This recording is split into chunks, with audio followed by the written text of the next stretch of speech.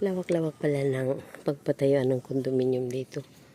Buong hilltop ng Quezon Hill din. Tingnan mo. Hanggang doon yan sa baba. Parang 1/4 sa buong hilltop.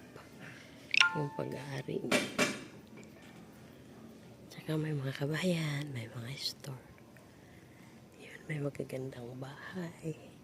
May nag-ayos ng jeep. Yan mga kandidato. Butuhan na sa Monday.